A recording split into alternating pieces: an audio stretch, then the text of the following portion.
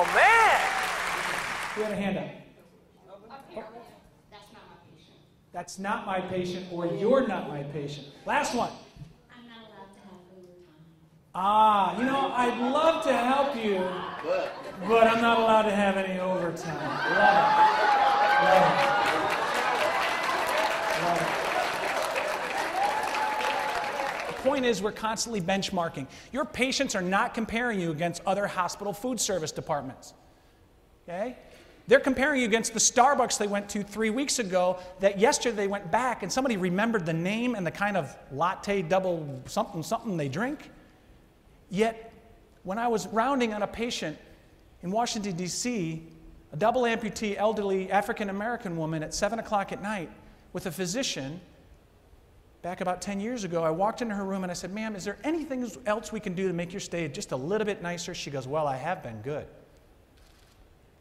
Can I get a slice of birthday cake with dinner tonight?" Birthday cake? Is today your birthday, ma'am? Do you know I turned 100 years old today? Of course we do! Did we know it was her birthday? No, there's nothing on the electronic medical record that pops out that says it's her birthday. Of course, we jump through hoops to make it happen. We have to make sure we check with the dietitians, make sure she wasn't diabetic. And of course, we got that. But why can't we orchestrate that? See, people are expecting that because if they go to Olive Garden today for lunch, they get 20 servers standing up singing happy birthday to them. Yet in the 24-day length of stay, double amputee of a national rehab hospital, we should know everything about them. And we do. But how do we operationalize that? How do we build it into the way we do our business? Hey, so what time is that 3 o'clock parade anyway?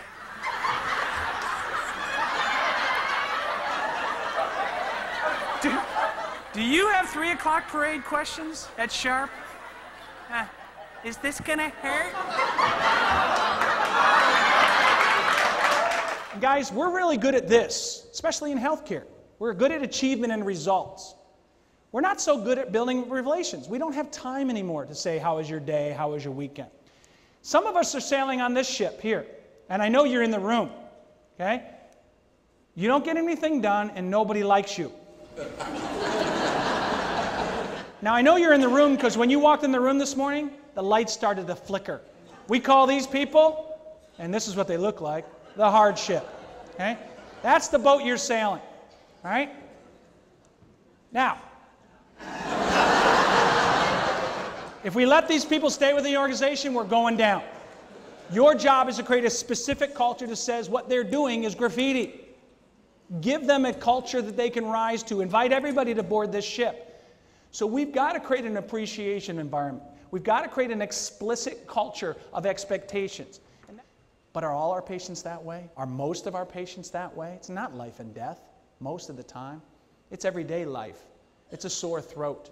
It's an earache. It's a lump that I'm really unsure of. Do your people know what your role in the healing experience is? So one of the things that we talked about is, what's your role in the healing experience as a housekeeper? Now, the hardest thing, and then let me do a couple disclaimers. I know you're not running, you personally are not running a medical center. You're not running a sterilized processing unit.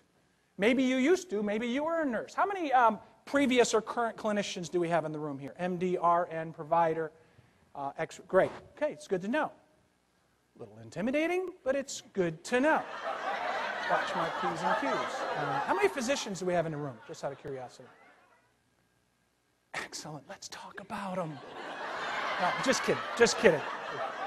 Yeah. Just scared to raise your hand, wasn't it? There we go. All right. Okay. We've got our token physician. Good. Are you delivering on the promise?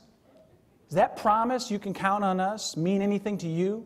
If your employees don't know specifically how to answer the phone, how many rings to answer the phone, how to transfer a call, how to do an intake, how many knocks to knock on someone's house, do you use a doorbell? Do you say hello to the pet? Do you not say hello to the pet? What part of the driveway do you drive on? Do you park out in the street? Do you call ahead when you're running late, or you just roll the dice that they're not going to be upset? If they don't know the answers to all of those questions, you've got chaos in this body. The question behind the question is, when somebody says, "Do you work here?" what do they really mean? Can you help me? When they ask what time the 3 o'clock parade is, what they really mean is, what time will it be right here? About it is you watch the wife and the kids going, Dad is a loser in 3D. They all elbow each other. The wife, usually the loser term follows with a roll of the eyes. Right? I know, I've seen my wife do it. The point of the matter is there's 3 ways to answer that. 3 o'clock. The second level that we learn over years from our coaches and our trainers is, you know what? A lot of people don't know this, but if you sit right over there by that trash can a full hour before the parade, every picture you take of the floats coming down Main Street will have the castle in the background. You'll thank me later. Oh, thank you so much. Could have just said 3 o'clock. Okay? Oh, by the way, it won't be here until 3:45, but you want to get there at 2:30. Okay? Oh, thank you so much. Level 3 is where we go to wow. So he devised a brilliant plan that I want to give you to leave tonight and think about as you drive home. He sent one of his sons out in the woods on an errand. He brought his other son into his teepee and he gave him the bad news. Son, I'm sorry, I'm dying. Anytime now. I have a quick question for you. Inside my hand is a bird. Simple question, is it alive or dead? The son said, wow, it's dead. It's definitely dead, Dad. It's dead as a doornail. Father opened his hands, the bird flew away. Thanks for playing, son. Go get your brother. Second brother came in, sat just where the other brother did, asked him the same question. Son, I'm dying, I'm sorry. I'm going to be leaving you soon, but I have a simple question. Inside my hand is a bird. Is it alive or is it dead? This son took a little bit longer to answer. He looked in his father's eyes, looked at his father's hands, looked back at his father's eyes, and he said, well, I guess it depends on you, Father. For if I say that bird is dead, you'll open your hands and that bird will fly away. If I say that bird is alive, you will crush your hands and kill that bird. I guess the life of that bird, Father, is in your hands. It is what you make it. We've created a commitment to service. We've given you service priorities, hopefully as a decision-making tool. You could just discount it and say that's corporate trying to shove something else down our throat from the Grove. Or you can try to localize it. Either way, the role of the provider, you are the captain of the ship. What you do matters. They're not going to listen to what you say as much watch what you do. But the bird is in your hands. It is what you make it. Thank you very much.